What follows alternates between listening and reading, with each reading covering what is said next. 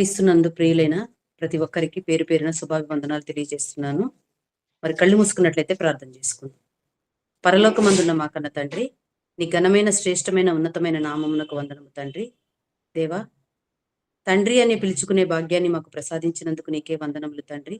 తండ్రి దేవా, ఈ రోజు చూడక ఎంతో మంది కాలగర్భంలో కలిసిపోయినను తండ్రి దేవ, నీ రెక్కల చాటు కింద కాచి కాపాడి భద్రపరిచిన విధానానికి వందనాలు తెలియజేస్తూ తండ్రి దేవ, మరి నీ పనికై వాడబడుతున్న నన్ను సమయోచితమైన జ్ఞానాన్ని దయచేయమని తండ్రి దేవ, వింటున్న వారికి వారి హృదయములో అభివృద్ధి చెంది వాక్యం అనేకులకు వారు పంచులాగన సహాయను కృపను దయచేయమని తండ్రి దేవ, మరి వారి పరీక్షలు రాస్తుంటే గనుక తండ్రి, రాసే వారికి మంచి జ్ఞానాన్ని దయచేయమని ఈ ప్రార్థన మా ప్రియ రక్షకుడైన యేసుక్రీస్తు నామమున ప్రార్థించి వేడుకుంటున్నాను తండ్రి.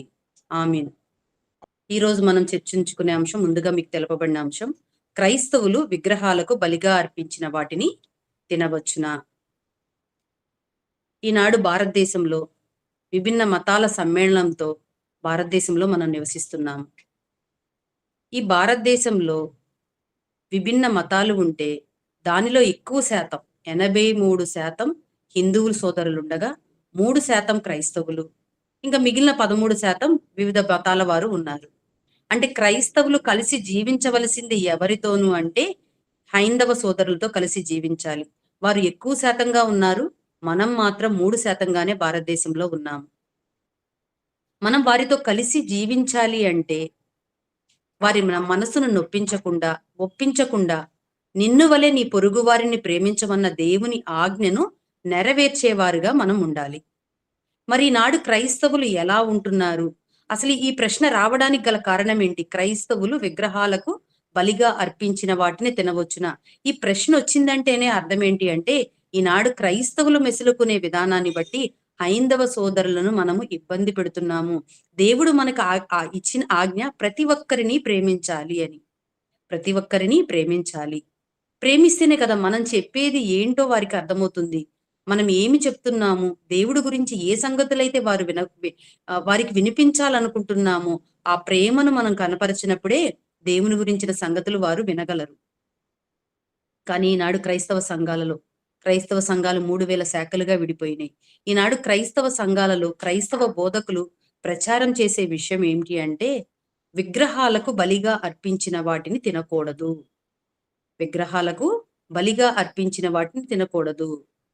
హైందవ సోదరులు వేటిని విగ్రహాలకు బలిగా అర్పిస్తారు అంటే, దేవుడు సృజించిన ఆహార పదార్థాలను, దేవుడు సృజించిన భోజన పదార్థాలనే హైందవ సోదరులు విగ్రహాలకు అర్పిస్తారు. అర్పించిన తర్వాత వాటిని తీసుకొచ్చి మనకి ఇస్తే మనం ఏం చెప్తున్నామో తెలుసా? ఈనాడు మేము విగ్రహాలకు బలిగా అర్పించిన వాటిని తినము అని చెప్పి వారిని అవమానపరిచే విధంగా, వారిని కించపరిచే విధముగా, అది దెయ్యములకు పెట్టినదని మనిష్టానుసారంగా మనం మాట్లాడుతూ వారి మనసును మనము గాయపరుస్తున్నాము. అదే క్రిస్మస్ నాడు మనం ఇచ్చామనుకోండి, కేక్లో, బిస్కెట్లో, బిర్యానీనో ఏదో ఒకటి మనం ప్రేమగా ఇస్తూ ఉంటాము. ప్రేమగా ఇచ్చినప్పుడు వారు దాన్ని ప్రేమగా స్వీకరిస్తారు. క్రీస్తును నమ్మి క్రైస్తవులుగా పిలువబడుతున్న మనకెక్కువ ప్రేమ ఉండాలా? వారికి ఎక్కువ ప్రేమ కనపడుతుందా అంటే, వారే ఎక్కువ ప్రేమను కనపరుచుతున్నట్లుగా కనపడుతుంది. మనమేమో వారి ప్రేమను తృణీకరిస్తున్నట్లుగా కనపడుతుంది. వారిచ్చేవేమో మనం స్వీకరించట్లేదు, కానీ మనం ఇచ్చేవేమో వారు స్వీకరిస్తున్నారు. కానీ దేవుని ఆజ్ఞను మనం నెరవేర్చే వారుగా ఈనాడు క్రైస్తవులుగా మనం ఉండట్లేదు అంటే, ఈనాడు క్రైస్తవ సంఘాలలో బోధకులు చెప్తున్నారు, వాటిని మీరు తినకూడదు, తింటే అవి మీరు అపవిత్రమైపోతారు, అపవిత్రమైన వాటిని ముట్టకూడదు, మీరు శిక్షను అనుభవించవలసి ఉంటుంది అని ఈనాడు బోధించడం వల్ల క్రైస్తవులు అనేవారు విగ్రహాలకు బలిగా అర్పించిన వాటిని తినకూడదు అని వారు నిర్ణయించుకుంటున్నారు. సహోదర ప్రేమ కలిగి ఉండాలి అంటే వారి అభిప్రాయాలను మనం గౌరవించే విధంగా ఉండాలి. మన అభిప్రాయాలను వారు గౌరవించాలి. మన అభిప్రాయాలను వారిని గౌరవించాలి అంటే వారు చెప్పేది కూడా మనం అర్థం చేసుకోవడానికి ప్రయత్నించాలి. కానీ ఈనాడు మనం అలాగా క్రైస్తవులుగా ఉండట్లేదు. అంటే సరైన అవగాహన లేక, యేసుక్రీస్తు వారు భూమి మీదకి వచ్చారు, ఆయన్ని మనం విశ్వసించాము, ఆయన మన పాపాల నిమిత్తమే బలయ్యారు అని విశ్వసించిన మనము ఏ విధంగా మనం ప్రవర్తించాలి, ఎలా ప్రవర్తిస్తే అన్యులను మనము దేవునిలోనికి రాబట్టొచ్చు అనే జ్ఞానం మనలో లేకుండా పోయింది. ఈనాడు బోధకులందరూ క్రైస్తవ సంఘాలలో వారికి వెసులుబాటుగా ఉన్నవే బోధిస్తున్నారు తప్ప, ఏది సరైనది? ఏది జీవ మార్గం? ఏ మార్గం గుండా పయనిస్తే మనం దేవుడు ఉండే రాజ్యాన్ని స్వతంత్రించుకుంటాము? ఎలా మనము హైందవ సోదరుల మధ్య మెసులుకోవాలి అనేది ఈనాడు నేర్పట్లేదు. వారి ప్రలోభాల కొరకు, వారికి నచ్చిన దాన్ని, వారికి నచ్చిన విధానాన్ని, వారికి నచ్చిన పద్ధతినే బోధిస్తున్నారు తప్ప, నిజంగా యేసుక్రీస్తు వారి మాటలెలా ఉన్నాయి? కన్నతండ్రి అయిన దేవుడు మాటలెలా ఉన్నాయి? అది ఇతరులను ఒప్పించే విధముగా ఉన్నాయా? ఇతరులని మెప్పించే విధముగా ఉన్నాయా? అన్న ఆలోచన కూడా ఈనాడు క్రైస్తవులు చేయట్లేదు. మనం చెప్పామనుకోండి, మాకు తెలుసులే. మాకు చెప్పారులే. మేము తినాలో వద్దో మాకు తెలుసులే అని మాట్లాడే పరిస్థితుల్లోకి ఈనాడు క్రైస్తవ్యం వెళ్ళిపోయింది. అంటే ఏది వాస్తవమైన సంగతి అని గ్రహించే తత్వం కూడా ఈనాడు క్రైస్తవులు కోల్పోయారు. అందుకే ఈ పాఠాన్ని మనం చెప్పుకోవడం జరుగుతుంది. ఈ పాఠం విన్న మనము 10 మందికి చెప్పే విధంగా ఉండాలే తప్ప, ఏదో విన్నాంలేండి, ఏదో కొంచెం అర్థమైందండి, కొంచెం అర్థం కాలేదండి అనే మాటలు మాట్లాడకూడదు. అందుకే చాలా వివరంగా ఈ పాఠాన్ని చాలా సులువుగా మీరు అర్థం చేసుకునే విధంగా ఈ పాఠాన్ని చెప్తాను. అంటే ఎవరు చదువుకున్న వారైనా, చదువుకోని వారైనా, చెప్పగలిగిన వారైనా, చెప్పగలగని వారైనా కూడా ఈ పాఠాన్ని ఖచ్చితంగా చెప్పేటట్లుగా నేను ఈరోజు మీకు బోధించాలనుకుంటున్నాను. చక్కగా శ్రద్ధగా వినాలి మీరు. విని తప్పును తప్పుగా మనం సరిచేసుకొని, ఇతరులను బాధ పెట్టేవారం కాకుండా, సహోదర ప్రేమ కలిగి ఉండాలి. వారికన్నా ఎక్కువ ప్రేమను మనమే చూపించాలి. ఎందుకంటే మన అన్నయ్య అయిన యేసుక్రీస్తు వారు అనేకుల పాపాల నిమిత్తం ఆయన బలయ్యారు. అలాగే మనం కూడా ఇతరులను ప్రేమించే వారిగా, ఓర్పు కలిగిన వారిగా మనం వారికి కనిపించాలి. కనిపించాలి అంటే జ్ఞానం అనేది ఏంటో మనకు తెలియాలి. ఎలా ప్రవర్తించాలో మనకి తెలియాలి. మొదటిగా విగ్రహారాధన అంటే ఏంటి బైబిల్‌లో? అసలు దేన్ని విగ్రహారాధనగా దేవుడు చెప్పాడో మనం చూద్దాం. నిర్గమాకాండం 20వ అధ్యాయం 4వ వచనం. నిర్గమాకాండం 20వ అధ్యాయం 4వ వచనం. పైన ఆకాశమందే గాని, కింద భూమి యందే గాని, భూమి క్రింద నీళ్ల యందే గాని దేని రూపమైనను విగ్రహమైనను నీవు చేసుకొనకూడదు. వాటికి సాగిల పడకూడదు. వాటిని పూజింపకూడదు. ఇక్కడ దేవుడు రాయించాడండి. ఆకాశం కింద గాని, భూమి కింద గాని ఏ రూపముమైనను, విగ్రహమైనను. విగ్రహం అనేది ఎలా చేస్తారంటే అండి, ఒక రాయిని చెక్కి విగ్రహంగా చేస్తారు. ఒక కర్రను చెక్కి విగ్రహంగా చేస్తారు. ఒక లోహాన్ని అచ్చుపోసి విగ్రహంగా చేస్తారు. ఈ లోహం దేవుడు సృజించిందే, ఈ కర్ర దేవుడు సృజించిందే, ఈ రాయి దేవుడు సృజించిందే. అంటే ప్రకృతిలో దేవుడు సృజించిన ఒక వస్తువును తీసుకొని దాన్ని విగ్రహంగా తయారు చేస్తారు. అయితే దేవుడేమంటున్నాడు అంటే, ఆకాశమందే గాని, భూమి మీదే గాని నువ్వు ఏ రూపమైనను, విగ్రహమైనను చేసి కొనకూడదు. దానికి సాగిల పడకూడదు. దానిని పూజింపకూడదు. ఈనాడు హైందవ సోదరుల విగ్రహాలు మనకు తెలుసు. వాటిని మనం చూస్తూ ఉన్నాము. వాటికి సాగిల పడతారు వారు. వాటికి నమస్కరిస్తారు వారు. మరి క్రైస్తవులైన వారు ఏం చేస్తున్నారు అంటే, క్రైస్తవులైన వారు కూడా విగ్రహారాధన చేస్తున్నారు. అమ్మో! మేమేం చేస్తున్నామండి విగ్రహారాధన అనుకుంటున్నారా? చేస్తున్నామండి మనం. ప్రతి ఒక్కరి ఇంట్లో యేసుక్రీస్తు వారి ఫోటో. ప్రతి ఒక్కరి మెడలో సిలువ. ఒకవేళ మెడలో లేదనుకోండి సిలువ, ఇంటి పైన సిలువ. లేకపోతే ఇంటి పక్కన సిలువ. ఎక్కడో ఒకక్కడ సిలువనైతే పెట్టుకుంటాం గదా! అది ఒక లోహంతో తయారు చేసేదే కదా! పటం. వారెలా పటాలు తయారు చేసుకుంటున్నారో మనం అలాగే పటాలను తయారు చేసుకుంటాము. ఆ పటాలను తయారు చేసుకొని వాటిని పూజిస్తూ ఉంటాము. దాని ముందు నుంచొని ప్రార్థన చేస్తూ ఉంటాము. మరి ఈనాడు క్రైస్తవులమైన మనం కూడా విగ్రహారాధన చేస్తున్నామా? చేస్తున్నాము. మనం విగ్రహారాధన చేసుకుంటూ, వారు విగ్రహారాధన చేస్తున్నారు, వారు విగ్రహాలకు బలిస్తున్నారు, దాన్ని తినకూడదు అని మనం అంటున్నామంటే మనదెంత అవివేకమో చూడండి ప్రియులారా. ఆలోచించండి ప్రియులారా. అంటే దేని రూపమైనను చేసుకొనకూడదు అన్నాడు కాబట్టి, మనం కూడా చేసుకొనకూడదు. కానీ ఈనాడు క్రైస్తవులు చేస్తున్నారా? చేస్తున్నారు. అలా చేయడం తప్పే. కానీ ఈనాడు తెలియక, జ్ఞానం తెలియక, అది విగ్రహం అని వారు భావించక, ఏదైతే హిందువులు, హైందవ సోదరులు చేసుకుంటున్నారో దానినే విగ్రహం అని భావించి, వారిష్టానుసారంగా వారు ప్రవర్తిస్తూ, వారు తప్పు చేయట్లేదు, ఇతరులే తప్పు చేపిస్తున్నారని వేలెత్తిచ్చే ఈనాడు క్రైస్తవులు ఉన్నారు ప్రియులారా.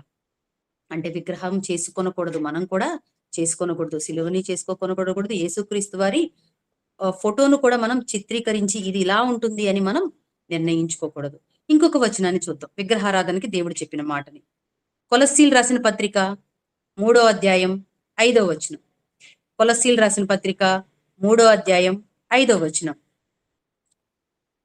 భూమి మీదనున్న మీ అవయవములను అనగా జారత్వమును, అపవిత్రతను,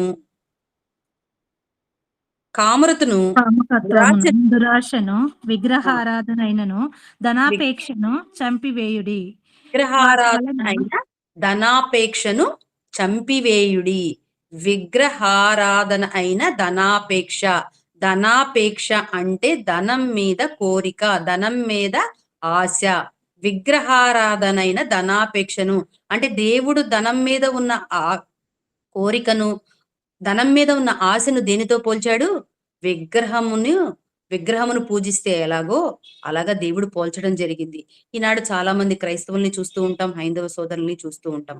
డబ్బులు ఎక్కడ పడితే అక్కడ పడేయకూడదండి, డబ్బుల్ని తొక్కకూడదండి, కింద పడేయకూడదండి అంటాం. మీరు చూసారా? క్రైస్తవులు కూడా అంటారు కదా. ఏంటండి దాన్ని మనం పూజించడం? అది ఎక్కడుంటదండి? హృదయం మీద ఉంటది. హృదయంలో పాకెట్ ఉంటది, పాకెట్ లో డబ్బు ఉంటది. జేబులోనే పెడతాం కదండి డబ్బు, జేబులోనే పెడతాం. ఆ జేబు కూడా ఎక్కడ ఉంటది? హృదయం మీద ఉంటది. నీ హృదయంలో ఉండాల్సింది దేవుడు. అది డబ్బులు నువ్వు ఒకసారి జేబుని తడుముకున్నావు అనుకోండి, నీకు డబ్బులు కనిపించలేదు అనుకోండి, నువ్వు పెట్టుకొచ్చిన డబ్బులు నీకు కంగారు అయిపోతా ఉంటది. ఎందుకు? అయ్యి ఎక్కడ జార విడిచేసాం. మనసంతా అక్కడే ఉంటది, హృదయం అంతా దాని మీదే ఉంటది. విగ్రహారాధన ధనాపేక్ష. విగ్రహాన్ని చేసుకొని దాన్ని పూజించడమే విగ్రహారాధన కాదు. నువ్వు ధనాన్ని పూజించిన, దేవుని కన్నా ఎక్కువ విలువ ధనాన్ని ఇచ్చిన దాన్ని కూడా దేవుడు ఏమంటున్నాడు? విగ్రహారాధన అంటున్నాడు. ఇప్పుడు విగ్రహారాధన అంటే ఏంటో మీకు అర్థమైంది కదా. ఏ రూపమైనను దేనిని చేసుకొనకూడదు, దానికి సాగిలపడకూడదు, పూజింపకూడదు. క్రైస్తవులమైన మనం కూడా యేసుక్రీస్తు వారి పటము, శిలువ పెట్టుకోకూడదు. పెట్టుకుంటే విగ్రహారాధన చేసినట్టే. దేవుని కన్నా ఎక్కువగా ధనాన్ని ఇష్టపడకూడదు, ధనాన్ని పూజింపకూడదు. కానీ మనుషులు ఎక్కువగా అండి దేవుని కన్నా ధనాన్నే ఇష్టపడతారు. అది లేకపోతే ఎలా బ్రతుకుతామండి? తినాలి కదండి. డబ్బు సంపాదించొద్దని కాదు, సంపాదించాలి, సంపాదించాలి. కానీ అధిక పేదవాడిగా ఉండవద్దు, అధిక ధనవంతుడిగా ఉండనీయవద్దు అని ఒక భక్తుడు ప్రార్థిస్తాడు దేవుడికి. మనం కూడా అంతే ఉండాలి. చాలు, మనకి సరిపోతుంది అది. దేవుని పని చేయడానికి, మన కుటుంబ అవసరాలు వెళ్ళడానికి సరిపోతుంది.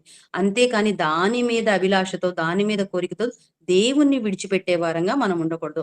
మనం విడిచిపెట్టి దానికోసమే పరుగులు పెడుతున్నాము అంటే మనం ఎవరు? విగ్రహాలను ఆరాధించే వారం. ఎదుటి వాళ్ళని తప్పులు వెతికే ముందు మన తప్పులను మనం సరిచేసుకోవాలి. సరిచేసుకొని దేవుని గురించి ఆలోచించాలి. మన కన్న తండ్రి అయిన దేవుడు పరలోకంలో ఉన్నాడని, మనం ఖచ్చితంగా దేవుణ్ణి చూడాలి అని, ఆయన చూడకుండా మనం మరణించి నరకానికి వెళ్ళకూడదని ప్రతి ఒక్కరిలో తపన అనేది ఉండాలి ఖచ్చితంగా.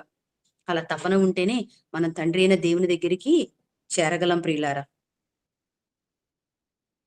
అందుకని యేసుక్రీస్తు వారు ఒక వచనాన్ని చూద్దామండి. కొలసీలు రాసిన పత్రిక 2వ అధ్యాయం 20వ వచనం. కొలసీలు రాసిన పత్రిక 2వ అధ్యాయం 20వ వచనం. మీరు క్రీస్తుతో కూడా మీరు లోకము యొక్క క్రీస్తుతో మూల కూడా పాఠముల విషయమై ఉమ్, మృతి పొందిన చదవండి. వారైతే ఉమ్, లోకంలో బ్రతుకుచున్నట్లుగా మనుష్యుల ఆజ్ఞలను, పద్ధతులను అనుసరించి చేత పట్టుకొనవద్దు, రుచి ఉమ్, చూడవద్దు, ముట్టవద్దు అను విధులకు మీరు లోబడనేలా అవన్నీ చాలు వాడుకొనుట చేత చాలు. మీరు క్రీస్తుతో కూడా లోకము యొక్క మూలపాట విషయములో మృతి పొందిన వారైతే, లోకము యొక్క మూలపాట విషయం ముందుగానే చెప్పాను మీకు. ధనాన్ని కింద పడేయొద్దు. ధనాన్ని కళ్ళకద్దుకుంటారు, కింద పడితే తీసుకొని. క్రైస్తవులు కూడా అద్దుకునేవారు ఉన్నారు. నేను చాలా మందిని చూశాను. ధనాన్ని కింద పడితే కళ్ళకద్దుకోవడం, అమ్మో కింద పడేయకూడదు అంటాం. ఇక్కడ నుంచి అక్కడికి ఎవరికైనా డబ్బులు విసిరేసామనుకోండి, అలా విసిరేయకూడదు అంటాం. పైనుంచి కిందకేస్తే అలా తప్పు, అలా విసిరేయకూడదు డబ్బులు అని చెప్పడం. ఇవేంటో తెలుసా? మూలపాఠాలు, మనిషి యొక్క మూలపాఠాలు. ఎందుకంటే స్కూల్లో చదువుకునే పిల్లల్ని అడిగితే పుస్తకాన్ని తొక్కొచ్చా అంటే తొక్కకూడదా అంటే తొక్కకూడదండి, కళ్ళకద్దుకోవాలి. ఎందుకంటే అదేమన్నా దేవుడా? పుస్తకం మనం చదువుకునేది. బైబిల్‌ని ఇష్టానుసారంగా తొక్కుకుంటూ, పడేసుకుంటూ ఎళ్ళే క్రైస్తవులు కూడా ఉన్నారు. కానీ స్కూల్‌లో చదువుకునే, పాఠశాలలో చదువుకునే పుస్తకాలు మాత్రం తొక్కకూడదు అని చెప్పే క్రైస్తవులు కూడా ఉన్నారు ఈనాడు. అంటే ఇవన్నీ ఏంటి? మూలపాఠాలు. క్రీస్తుతో మీరు మృతి పొందిన వారైతే, అంటే యేసుక్రీస్తు వారిని విశ్వసించి మీరు బాప్తీసం తీసుకొని మృతి పొంది మళ్ళీ లేచిన వారైతే, మూలపాట విషయముల్లో లోకం బ్రతుకుచున్నట్లుగా మనుషుల ఆజ్ఞలను అనుసరించి, ఇది ముట్టుకోకూడదు, ఇది రుచి చూడకూడదు, ఇది పట్టుకోకూడదు, ఇది అలా చేయకూడదు, ఇది ఇలా చేయకూడదు. మీకో సామెత చెప్తానండి. ఎడం కన్నో, కుడి కన్నో మరి నాకు గుర్తులేదు. ఎడం కన్ను అదిరితే మంచి జరుగుతుందో, కుడి కన్ను అదిరితే మంచి జరగదో ఏదో నిజంగా కన్ను అదిరితే మాత్రం మంచి చెడు జరిగిపోతాయా అండి? దేవుడు ఆజ్ఞ లేకుండా, దేవుని సెలవు లేకుండా మంచి చెడులు జరుగుతాయా అండి? మంగళవారం మంచిది కాదంటండి. మంగళవారం హాస్పిటల్‌కి వెళ్ళకూడదంట. ఎళ్తే ఏమైతదంటే మారు కోరిద్దంటండి మంగళవారం. మంచి పనులు చేయొచ్చంట గానీ, చెడు పనులు చేయకూడదంట. అంటే మరలా అదే పని చేస్తామనమాట. అంటే ఆస్తులు కొనుక్కోవచ్చు మంగళవారం, ఈ బంగారం కొనుక్కోవచ్చు, బట్టలు కొనుక్కోవచ్చు, మంచి విషయాలు ఏవైనా చేయొచ్చు. అంటే మళ్ళీ కొనుక్కుంటారంట. మళ్ళీ కొనుక్కోవడానికి అదేమన్నా రోజును బట్టి ఉంటదా అండి? దేవుడు సెలవు లేనిదే ఒక్క పిచుకైనా నేల రాలదు. దేవుడు సెలవు లేనిదే ఆహారం అందదు. దేవుడు సెలవు లేనిదే తిని తృప్తి పొందువాడు ఎవడు అంటాడు దేవుడు. అలాంటిది మంచి రోజంట, చెడ్డ రోజంట ఇవన్నీ ఎవరు కల్పించుకున్నారండి? మనుషులు కల్పించుకున్నవి. కన్నదిరినా ఏం కాదు, మంచి రోజైనా ఏం కాదు, చెడు రోజైనా ఇంక దేవుడు చేసిన రోజులన్నీ మంచివే. అది మనం చేసే పనిని బట్టి ఆధారపడి ఉంటుంది. మనం చేసే కష్టాన్ని బట్టి ఆధారపడి ఉంటుంది. కానీ ఈనాడు మనుషులు అదంతా గ్రహించకుండా మూలపాఠాల విషయాల్లో మృతి పొందిన వారైన రుచి చూడొద్దు, పట్టుకొనవద్దు. ఈ ఆజ్ఞలకు మీరెందుకు లోబడుతున్నారు అని దేవుడు అడుగుతున్నాడండి మనల్ని. క్రైస్తవులైన మనము అంటే ఈ ఆజ్ఞలకి ఇదెందుకు చెప్పుకోవాల్సొచ్చింది? ఈ ఆజ్ఞలకి ఎందుకు లోబడుతున్నారంటే, విగ్రహాలకు బలిగా అర్పించిన వాటిని తినవద్దని ఎవరో చెప్పిన మాటను నువ్వెందుకు నమ్ముతున్నావు? దేవుడు సృజించిన ప్రతి వస్తువునే వారు విగ్రహాలకు బలిగా ఇస్తారు. దేవుడు సృజించనివి వారేమి కనిపెట్టి ఇవ్వరండి. దేవుడు ఏవైతే భోజన పదార్థాలను సృజించి మన కోసం ఇచ్చాడో, మనుషులందరి కోసం ఇచ్చాడో, వాటినే వారు విగ్రహాలకు బలి ఇస్తారు. ఇంకొక వచనాన్ని చూద్దామండి. మార్కు సువార్త 7వ అధ్యాయం 15వ వచనం. వెలుపలి నుండి లోపలికి పోయి మనుషుని వెలుపల నుండి లోపలికి పోయి మనుషుని మనుషుని అపవిత్రునిగా చేయదగినది చేయగలిగినది ఏదియూ లేదు ఏదీ గాని లేదు. వెలుపల నుండి లోపలికి పోయి అంటే బయట నుంచి. భోజన పదార్థాలు ఎక్కడుంటాయండి? బయటే ఉంటాయి. మనం తీసుకుంటాం, వండుకుంటాము. మనం తింటే మనలోనికి వెళతాయి. అంటే వెలుపల నుంచి లోపలికి పోయి మనుషుని అపవిత్రంగా ఏది చేయదంట. అంటే మనం తినే భోజన పదార్థాల వల్ల మనం అపవిత్రులుగా మారము అని మనకు అర్థమవుతుంది ప్రియులారా.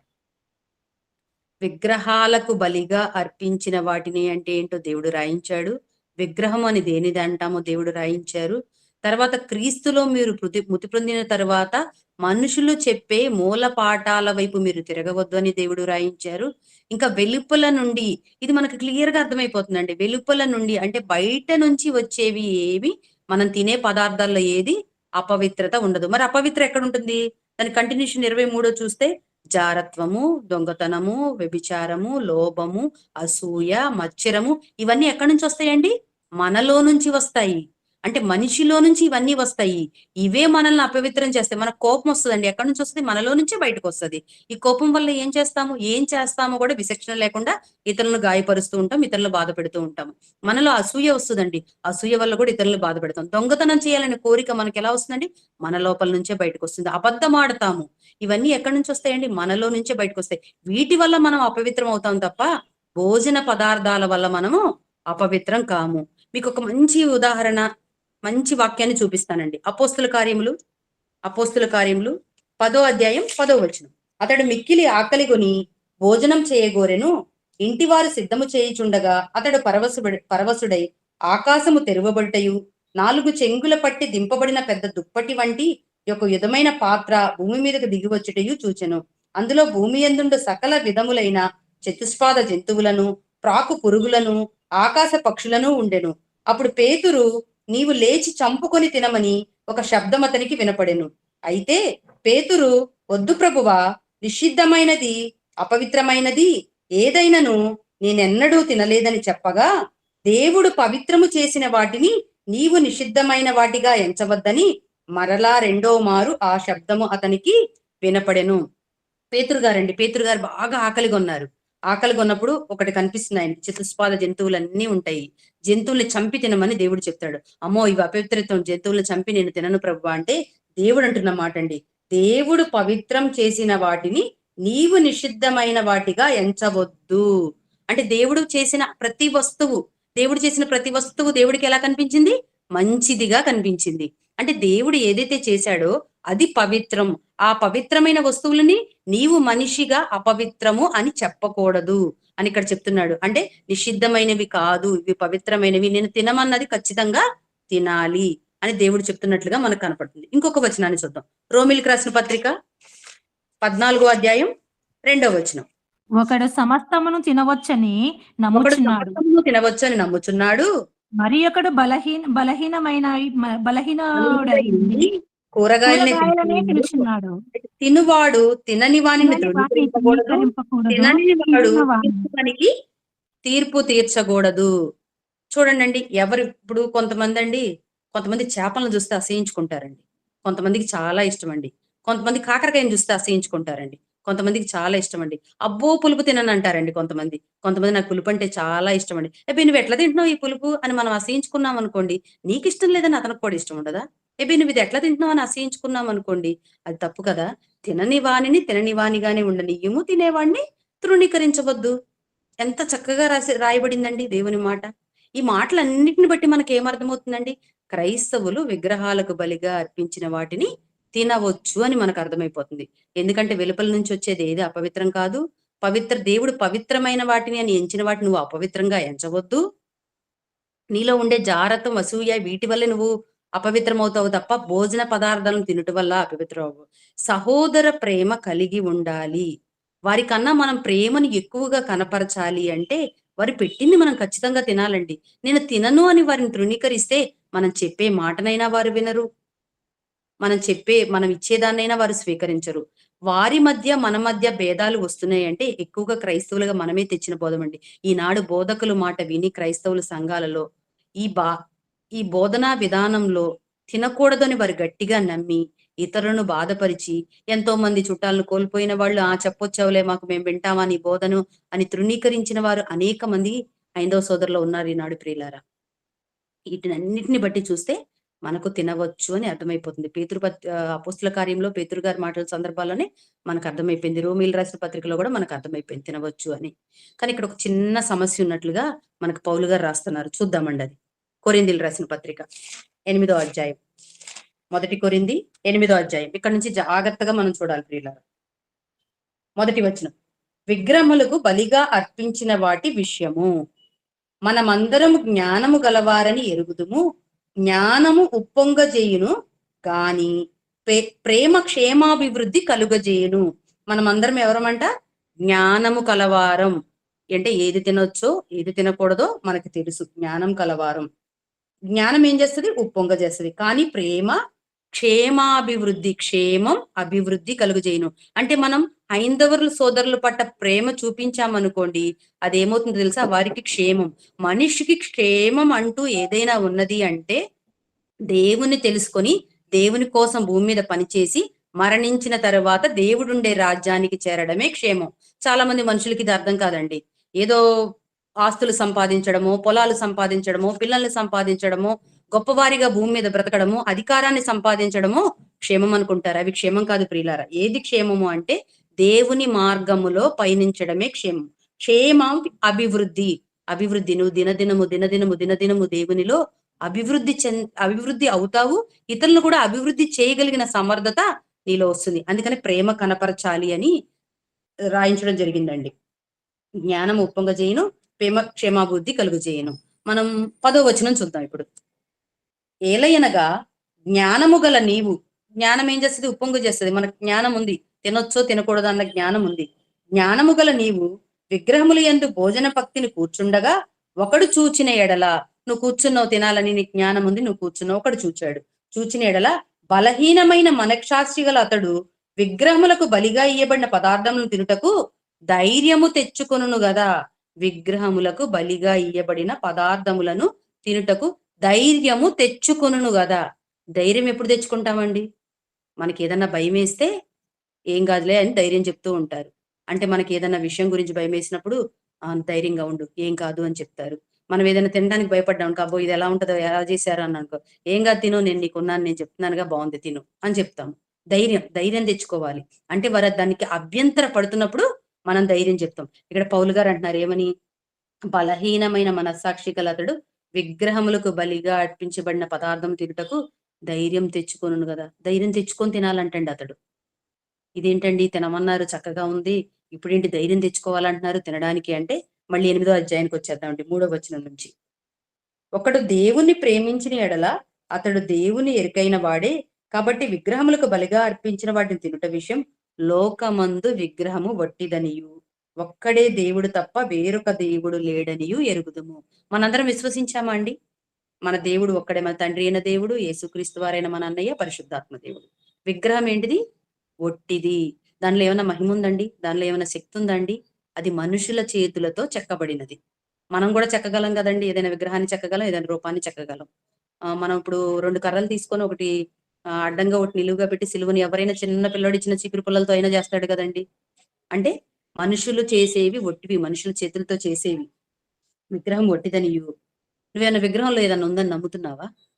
విగ్రహంలో ఏదైనా శక్తి ఉందని నమ్ముతున్నావా? నమ్మితే నువ్వు భయపడుతున్నావు తినడానికి. విగ్రహం ఒట్టిది, ఒక్కడే దేవుడనియు మనం ఎరుగుదుము. దేవతలు అనబడిన వారు, ప్రభువులు అనబడిన వారు అనేకులున్నారు. ఆకాశమందైనను భూమి మీదైనను దేవతలు అనబడినవి ఉన్నను. ఆకాశమందైన భూమి మీద దేవతలు ఉండడం ఏంటండి? అంటే హైందవ సోదరులు దేవతలని వారు పేర్లు పెట్టుకొని పూజిస్తున్నారు. ఎంతో మంది ఉన్నను. అవి దేవతలు కాదు, దేవతలు అనబడి. అందుకని ఏం రాయించాడు? దేవతలు అనబడినవి. అది నిజంగా దేవత కాదండి. దేవతలు అనబడినవి ఉన్నను. అందుకే క్లియర్ గా బైబిల్‌ని ఒత్తులు, పొల్లులతో సహా మనం చదువుకుంటూ ఉండాలండి. దేవతలు అనబడినవి.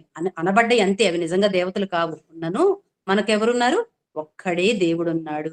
ఆయనే తండ్రి. ఆయనే సమస్తమును కలిగిను. ఆయన నిమిత్తమే మనం ఉన్నాము. అంటే ఈ సృజించిన ఆహార పదార్థాలన్నీ ఎవరు సృజించారండి? మన కన్న తండ్రి అయిన దేవుడు సృజించాడు. ఆయన నిమిత్తం మనం ఉన్నాము. మరియు మనకు ప్రభువు ఒక్కడే. ఆయన యేసుక్రీస్తు, ఆయన ద్వారా సమస్తమును కలిగెను. మనం ఆయన ద్వారా కలిగిన వారము. మనందరికీ తెలియాలండి ఈ విషయం. ప్రభువు ఒక్కడే. దేవతలు అనబడినవి చాలా ఉన్నాయి. ఆకాశమందే గాని, భూమందే గాని. కానీ అవి అనబడ్డాయి. వాటిలో శక్తి లేదు. విగ్రహం వట్టిది. ఇంకా యేసుక్రీస్తు వారు మన తండ్రి అయిన దేవుడు వల్ల సమస్తము మనకి కలిగినది. అయితే అందరి యందు ఈ జ్ఞానం లేదు. అందరిలో లేదండి ఈ జ్ఞానం. కొ ఎందుకు లేదు? అందరిలో ఈ జ్ఞానం ఎందుకు లేదు అంటే, ఇప్పుడు నేనున్నాననుకోండి. నేను హైందవురాలిని అనుకుందాం ఉదాహరణకి. ఇప్పుడు నేనేం చేశానంటే, యేసుక్రీస్తు వారి గురించి మాటలు విన్నాను. నేను హైందవురాలుగా ఉన్నప్పుడు ఏం చేశానంటే, గుడికెళ్ళాను, కొబ్బరికాయ కొట్టాను, ఆ ప్రసాదం తిన్నాను కళ్ళకద్దుకొని. ఎవరైనా పులిహోర ఇస్తే తిన్నాను, ఎవరు ఏమిచ్చినా తిన్నాను. అది దేవుడి దగ్గర పెట్టిందని భావించి నేను తిన్నాను. తర్వాత నేను యేసుక్రీస్తు వారిని విశ్వసించాను. విశ్వసించిన తరువాత అబ్బో! ఇవన్నీ ఒట్టివే. వీటిలో అసలు ఏదీ లేదు శక్తి. నిజమైన దేవుడు పరలోకమందున్నాడు. యేసుక్రీస్తు వారు మన అన్నయ్య, మన పాపాల నిమిత్తమే బలయ్యారు అని నేను విశ్వసించా. విశ్వసించిన తర్వాత నేనేం చేశాను? మందిరంలోనికి చేర్చబడ్డాను. చేర్చబడిన తరువాత మీరందరూ ఉండి విగ్రహాలకు బలి అర్పించిన వాటిని తినేస్తున్నారు. నేనప్పుడే కొత్తగా వచ్చాను. దేవుని మాటలు వింటున్నాను. చూస్తే విగ్రహాలకు బలిగా అర్పించిన వాటిని అందరూ ఎక్కడో అర్పించారు. అవి మన కంటికి కనిపిస్తున్నాయి. తీసుకొచ్చారు, పెట్టారు. మీరందరూ తింటున్నారు. తింటున్నప్పుడు నాకేమనిపిస్తదండి? ఇదేంటి, నేను అంతకుముందు కూడా ఇదే చేసొచ్చాను గదా! ఇక్కడికొచ్చి కూడా ఇదే చేస్తున్నాను గదా! ఇంక తేడా ఏముంది? నేనెందుకు విశ్వసించాలి? ఎందుకు విశ్వసిస్తున్నాను? అని సందేహం వస్తది కదండీ! అదే దేవుడు రాయిస్తున్నాడు చూడండి. అయితే అందరి యందు ఈ జ్ఞానం లేదు. కొందరిది వరకు విగ్రహమును ఆరాధించిన వారు గనుక తాము భుజించిన పదార్థములు విగ్రహములకు బలియ్యబడినవని ఎంచి భుజింతురు. ఇందువల్ల వారి మనసాక్షి బలహీనమైనదై అపవిత్రమైతుంది. బలహీనంగా తయారైపోతాం. అబ్బో! ఏంటి, అంతకుముందు కూడా ఇదే చేసొచ్చాం గదా! ఇప్పుడు ఇదే చేస్తున్నాం గదా! పెద్ద తేడా ఏమీ లేదు గదా! అని బలహీనమైతాం. భోజనం బట్టి దేవుని ఎదుట మనం మెప్పు పొందము. తినకపోయినందున మనకు తక్కువ లేదు. తినినందున మనకు ఎక్కువ లేదు. అయినను మీకు కలిగి ఉన్న ఈ స్వాతంత్రం వల్ల బలహీనులకు అభ్యంతరం కలగకుండా చూసుకోండి. అందుకే పౌలు గారన్నారు, ధైర్యం తెచ్చుకొనును గదా! బలహీనులకు అభ్యంతరం కలగకూడదు. కొత్తగా చేరిన వారికి, ఇప్పుడు పసిపిల్లలున్నారనుకోండి, వాళ్ళకి పాలు పెడతాము. తర్వాత చిన్నగా అరటిపండు, సెరిలాక్స్ అలా కొంచెం కొంచెంగా పెట్టుకుంటూ ఆహ్, దాన్నేమంటారు, లిక్విడ్స్ నుంచి సాలిడ్ పదార్థాలు పెట్టుకుంటూ వెళ్తాము. అంటే ఘన పదార్థాలు, ద్రవ పదార్థాల నుంచి ఘన పదార్థాలు పెట్టుకుంటూ వెళ్తాం. ఒక్కసారే పెట్టామనుకోండి గొంతుకు అడ్డపడిపోద్ది పిల్లలకి. అంటే కొంచెం కొంచెంగా చెప్పుకుంటూ వెళ్ళాలి. వాళ్ళ బలహీనమైన మనస్సాక్షిని బట్టి మన ప్రవర్తనను మనము మార్చుకోవాలి. మనకు జ్ఞానం ఉంది. దేవుడు చెప్పిన మాట మనకు అర్థమైంది. మనం తినవచ్చు అని నమ్ముతున్నాము. కానీ మన సహోదరుడు వచ్చాడు. అది చూద్దామండి. 10వ అధ్యాయం, కొరింథీయులు రాసిన పత్రిక 10వ అధ్యాయం 27వ వచనం. కొరింథీయులు రాసిన పత్రిక 10వ అధ్యాయం 27వ వచనం. అవిశ్వాసుల్లో ఒకడు అవిశ్వాసుల్లో ఒకడు మిమ్మును విందుకు పిలిచినప్పుడు వెళ్ళుటకు మీకు మనసుండిన ఎడల మీకు వడ్డించినదేదో దాని గురించి మనస్సాక్షి నిమిత్తం ఏ విచారణ చేయక తినుడి. అయితే ఎవడైనను మీతో ఇది బలి అర్పింపబడిందని చెప్పిన ఎడల అట్లు తెలిపిన వాని నిమిత్తం మనస్సాక్షి నిమిత్తం తినకుడి. మనస్సాక్షి నిమిత్తం అనగా నీ సొంత మనస్సాక్షి నిమిత్తం కాదు గాని ఎదుటివాని మనస్సాక్షి నిమిత్తమే ఇలాగూ చెప్పుచున్నాను. అవిశ్వాసుల్లో ఒకడు పిలిచాడండి. అవిశ్వాసాన్ని మనకు తెలుసు. అవిశ్వాసం ఏం చేస్తాడండి? వారు ఏదైతే దేవుడు అనుకుని పూజిస్తాడో ఆ దేవుని ముందు పెడతారు. తీసుకొచ్చి ఆ పదార్థాలే మనకిస్తారు. మనం వాళ్ళ ఇంటికెళ్ళి పెట్టంగానే ఈ బలిచ్చినవా? ఈ విగ్రహాలకు ఇచ్చినవా అన్నాడనుకో, అస్సలు వీళ్ళ దరిద్రం, వీళ్ళ మొహం చూడటమే వేస్ట్. వీళ్ళని ఎందుకు పిలిచావురా బాబు అనుకుంటారండి. ఎళ్లి తిట్టించుకోవడం అంటారు దాన్ని. అప్పుడు మన మీద ప్రేమ ఏముంటదండి? వాళ్ళు ఇప్పుడు మనం అబ్బిచ్చి వీళ్ళు ఎప్పుడు ఇలాగే మాట్లాడతారు అని. అందుకని ఎళ్ళినప్పుడు ఏంటి? నీ మనస్సాక్షి నిమిత్తం ఏ విచారణ చేయక తినుడి. అయితే ఎవడైనను ఇంక నీ పక్కన ఎవరో వచ్చారండి. వచ్చి ఈ బలిగా అర్పించిన వాటిని వీడు తినకూడదు అన్నప్పుడు ఏం చేయాలి? అతని మనస్సాక్షి నిమిత్తం వదిలేయాలి. ఇది కూడా చాలా మందికి ఎలా అర్థమవుతుందంటే అండి ఈ వచనం, మనస్సాక్షి నిమిత్తం అన్నారు గదా!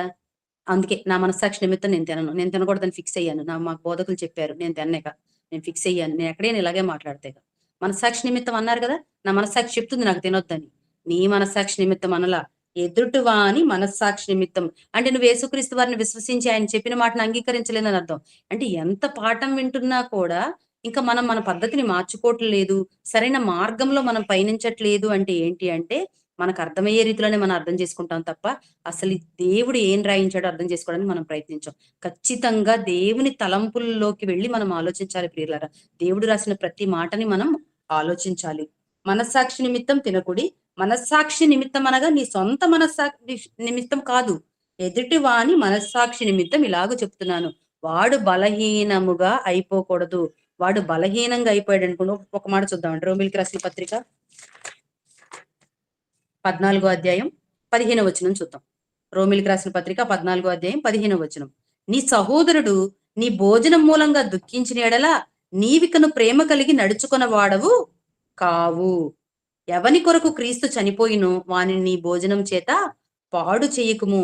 నీ భోజనం మూలంగా దుఃఖించాడు అనుకోండి నీ సహోదరుడు, అయ్యో వాడు తినేశాడే, విగ్రహాలకు బలిగా అర్పించిన వాడిని తినేశాడే, ఎట్లాగా అని దుఃఖిస్తున్నాడు అనుకోండి, అప్పుడు నువ్వు ప్రేమ కలిగి నడుచుకున్నవాడో కావు. నువ్వేం చేయాలో తెలుసా? ఎప్పుడైతే నీ సహోదరుడు అవి విగ్రహాలకు బలిగా అర్పించిన వాటివని చెప్పాడో అప్పుడు నువ్వు తినటం మానేయాలి. నీ సహోదరుడికి జ్ఞానం నువ్వు కొద్ది కొద్దిగా శిశువులకి ఎలాగైతే ఆహారం ఇస్తామో చిన్నపిల్లలకి అలా నువ్వు కొద్ది కొద్దిగా ఇస్తూ జ్ఞానాన్ని ఏం చేయాలి? పెంచాలి. పెంచి జ్ఞానం అప్పుడు ఉప్పొంగజేస్తుంది. అప్పుడు ప్రేమ క్షేమాభివృద్ధిని కలుగజేస్తుంది. ఎలా మసులుకోవాలి అన్నది నీ సహోదరుడికి అర్థమవుతుంది. మళ్ళీ కొరింథీ పత్రిక వద్దామండి. 1 కొరింథీ 8వ అధ్యాయం 12వ వచనం నుంచి చూద్దాం. ఇలాగ సహోదరులకు విరోధముగా పాపం చేయుట వలనను వారి బలహీనమైన మనస్సాక్షిని నొప్పించుట వలనను వీరు క్రీస్తునకు విరోధముగా పాపము చేయువారగుదురు. చూసారా? ఇప్పుడు తినొచ్చు అని ఖచ్చితంగా మనకి తెలుసు. ఇప్పుడు బలహీనమైన మనస్సాక్షి ఉన్నప్పుడు మనం తినేసామనుకోండి, మనం ఏం చేస్తాం? క్రీస్తునికి విరోధముగా పాపం చేసిన వారం అవుతాం. ముందేమో క్రైస్తవులు ఏమనుకుంటున్నారు? అసలు తింటేనే పాపం అనుకుంటున్నారు. కాదు. హైందవ సోదరులను మెప్పించాలన్నా, దేవుని గురించి వారికి చెప్పాలన్నా, వారు నీ మాటను అంగీకరించాలన్నా నువ్వు తినాలి. కానీ బలహీనమైన మనస్సాక్షి ఉన్న నీ సహోదరుడు తినకూడదు అని గట్టిగా విశ్వసించే నీ సహోదరుడు, అతని ఎందుకు జ్ఞానం లేదు, అతనికి సరిగా అవగాహన లేదు తినొచ్చో తినకూడదని. అలాంటప్పుడు ఉంటే నువ్వు తినకూడదు. తింటే ఏం కాదులే తిను అన్నావు అనుకో, వాడు బలహీనమైన మనస్సాక్షి ఏమైపోతుంది? క్రీస్తునికి దూరం అయిపోతాడు. నువ్వేం చేస్తావు? క్రీస్తుని విరోధంగా పాపం చేసిన వాద. నీ సహోదరుడు దూరం అయిపోతే నీ సహోదరుని చేర్చే పనా నీకు ఇచ్చింది దేవుడు? దూరం చేసే పనా? చేర్చే పనిచ్చాడు మనకి. ప్రతి ఒక్కరిని సంఘంలో చేర్చమని ఇచ్చాడు కానీ దూరం చేయమని ఇవ్వలేదు. అంటే మన ప్రవర్తన ద్వారా ఎటువంటి పరిస్థితులు మన సహోదరుని మనం దూరం చేయకూడదు. అందుకే క్రీస్తుకు విరోధంగా పాపం చేయవద్దు. కాబట్టి భోజన పదార్థం వల్ల నా సహోదరునికి అభ్యంతరం కలిగిన ఎడల నా సహోదరునికి అభ్యంతరం కలగజేయుచుండకై నేనెన్నటికీ మాంసం తినను. ఇప్పుడు మీకు ఒక ఉదాహరణ చెప్తానండి. ఇంట్లో భార్యకో భర్తకో బాలేదండి. ఒక 2-3 నెలలు నాన్ వెజ్ తినకూడదని చెప్పారు. అప్పుడు ఏం చేస్తారండి? కుటుంబం మొత్తం మానేస్తారు. ఎందుకు? నువ్వు తినకపోతే తినపోయేవాళ్ళం, మేమందరం తింటాం, మేము మనుషులమే గాని ఎవరైనా తింటారండి? అసలు భార్య తింటదండి భర్తకు బాగోకపోతే? భార్యకి బాగోకపోతే భర్త తింటాడా అండి? కావాలంటే బయటికెళ్ళినా తినరండి అని రిక్వెస్ట్ చేసుకొని తింటారేమో గాని ఇంట్లో అసలు వండుకొని తింటారా అండి? తినరు. ఎందుకు అంటే ఆరోగ్యం పాడైపోతది. ఇప్పుడు ఒకరి వల్ల అందరికి కుటుంబానికి క్షేమాభివృద్ధి ఉండదు. అలాగే దేవుడు ఏం చెప్తున్నాడు? నా సహోదరునికి అభ్యంతరం కలుగుటకై నేను అన్నిటికీ తినను అసలు మాంసం. నేను మాంసం తింటే నా సహోదరుడికి అభ్యంతరం అనుకోండి, నేను మానేస్తాను. అందుకే మీకు ముందుగా చూపించానండి. తినవానిని కూరగాయలే తిననిమ్ము, తిననివాడు తృణీకరింపకూడదు. తినడు. నా సహోదరుని కోసం నేను మాంసం మానేస్తాను. మానేస్తే ఏమైతదండి? అదేమన్నా పెద్ద బాధ? ఒక సహోదరుని కోసం ఒక పూట భోజనం మానేయడం ఏమన్నా పెద్ద కష్టమా? మాంసం మానేయడం ఏమన్నా పెద్ద కష్టమా? కష్టం కాదండి. ఒక సహోదరుని దేవునిలో తీసుకురావడమే చాలా కష్టమైన పనండి. దాన్ని చేస్తేనే దేవుడు సంతోషిస్తాడండి. ఒక పాపిని మార్చి పరలోకం చేరిస్తేనే దేవుడు సంతోషిస్తాడండి. ఆ సహోదరుని కోసం నువ్వు త్యాగం చేసి, నీ ఆహార పదార్థాలు త్యాగం చేయడం వల్ల ఏమవుతదండి? నీ శరీరాన్ని, నీ నాలుకను నియంత్రించుకోవడం ఎంత మంచి విషయం అండి. అందుకే పౌలు గారు రాయిస్తున్నారు. ఒకవేళ నా సహోదర అభ్యంతరం కలిగిందా? నేనెన్నటికీ మాంసమును తినను అని. ఎంత చక్కగా వివరించారో చూడండి పౌలు గారు. అంటే ఎప్పుడు తినాలి? ఎప్పుడు తినకూడదు? జ్ఞానము చాలా మందికి లేదు. జ్ఞానం లేని వారు ఉన్నప్పుడు, వారి బలహీనమైన మనస్సాక్షి నిమిత్తం మనం వాటిని తినకూడదు. ఇప్పుడు ఎవరైనా హైందవ సోదరులు పిలిచారండి. పిలిచినప్పుడు మనం వెళ్ళాము. చక్కగా తిని రావాలి. వారు మనల్ని ప్రేమతో పిలిచారు. ప్రేమతో ఆహ్వానించారు. ఆహ్వానించినప్పుడు మనం దానిని తినాలి. బలహీనమైన మనస్సాక్షి ఉన్నవారు ఎవరైనా నీతో పాటు వచ్చారనుకోండి, తినకూడదు. నేను తర్వాతొస్తానండి. మళ్ళీ వెళ్లి తర్వాతొస్తానని చెప్పి, ఇప్పుడు అటు హైందవ సోదరుల్ని ఒప్పించకూడదు. ఇటు బలహీనమైన మనస్సాక్షి ఉన్న వాళ్ళని ఒప్పించకూడదు. అందుకని మనం ఏం చేయాలి అంటే, నేను మళ్ళీ వస్తానండి. నా సహోదరుని ఇంటి దగ్గర దింపేసొస్తానని, సహోదరుని ఇంటి దగ్గర దింపి మళ్ళీ వచ్చి భోజనం చేయాలండి. చేస్తే ఆహా! ఆ! భోజనం చేస్తారు వీళ్ళు. దేవుణ్ణి ఈనాడు అనేకులు తృణీకరిస్తున్నారు. క్రీస్తును తృణీకరిస్తున్నారు అంటే, మన పనులు, మన ప్రవర్తన బట్టే గదండీ! ఏ మా దెయ్యమా? మా మనోభావాలుండవా? మమ్మల్ని మీరు గౌరవించరా? అది అది కాదు అని మనం ఎలా చెప్పాలి? మనం ప్రేమతో చెప్పాలి వారికి. అది నిజమైన దేవుడు కాదు. నిజ దేవుడు పరలోకమందు మన కోసం ఉన్నాడు. మన అన్నయ్యని యేసుక్రీస్తు వారు మన కోసం ప్రాణం పెట్టాడు. ఇదే నిజం. ఇదే వాస్తవం అనేది నీ క్రియల ద్వారా నీ ప్రేమను కనపరిచి చెప్పాలి. కానీ క్రియల ద్వారా చెప్పకుండా ఈనాడు ఏం చేస్తున్నారో తెలుసా? ఇష్టానుసారంగా మాట్లాడుతూ మేము తినం అంతే అని చెప్పేసి ఇష్టానుసారంగా దూషిస్తూ హైందవ సోదరుల్ని ప్రేమ కనపరచట్లేదండి ఈనాడు క్రైస్తవులు. మనం ఎప్పుడు తినాలో, ఎప్పుడు తినకూడదో తెలుసుకున్నాం. అందరికి అర్థమైందా ప్రియులారా? అర్థమైందనుకుంటున్నాను. ఇంకా ఉంది కంటిన్యూ చేద్దాం. ఎప్పుడు తినాలో, ఎప్పుడు తినకూడదో మీకు అర్థమైంది. ఇంకా దీన్ని దృఢపరుచుకుందాం మనం. అదే 1 కొరింథీ 9 అధ్యాయం 22 వచనం చూద్దాం. 1 కొరింథీ 9 అధ్యాయం 22 వచనం. బలహీనులను సంపాదించుకొనుటకు బలహీనులకును బలహీనుడైతిని, ఏ విధము చేతనైనను కొందరిని రక్షింపవలనని అందరికీ అన్ని విధముల వాడనైతిని. పౌలు గారు రాస్తున్నారండి. ఏంటి బలహీనలు సంపాదించుకోవడానికి నేను కూడా బలహీనైనాను. ఏ విధము చేతనైనా అన్ని విధముల వాడైతిని. ఒక చోట రాయబడి ఉంటదండి. యూదులకు యూదుడుగా, గ్రీకు దేశస్థులకు గ్రీకు దేశస్థులుగా, అన్యులకు అన్యులుగా ఉన్నాను అని పౌలు గారు అంటారు. అంటే వారి విధానాన్ని బట్టి వారిని మన మార్గంలోనికి తీసుకురావడానికి, దేవుని గురించి చెప్పడానికి ఎలా ఉన్నారంటే అందరికీ అన్ని విధముల ఎవరిని నొప్పించకుండా, ఎవరి మనస్సాక్షి నొప్పించకుండా అట్లా అని దేవుని మనస్సాక్షి క్షమించాలండి. దేవుని కూడా నొప్పించకూడదండి మనం. అది ఏదైనా చేసేయొచ్చు గదా! నేను కూడా గుడిలోకెళ్ళి మొక్కేస్తాను. ఏదైనా చేసేయమన్నారు గదా! అలాంటియి చేయకండి. అన్ని విధముల వాడనైతినని తెలివిగా ప్రవర్తించాలండి. ఒకసారి ఒకరు చెప్తుంటే విన్నానండి మన లైవ్‌లోనే. ఆహ్, క్యాన్వాసింగ్‌కెళ్లారంట.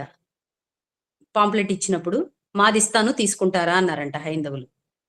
మాదిస్తాను తీసుకుంటారన్నప్పుడు అది తీసుకొని మనం ఏం చేస్తామండి? మనం తీసుకోలేము. తీసుకుంటే మనకో భయం. అది తీసుకోకూడదు. అయితే ఆవిడన్నారంట, "నాకు ప్రసాదం పెట్టండి. మీ చేతిలో ప్రసాదం ఉందిగా అది తింటాను" అన్నారంట.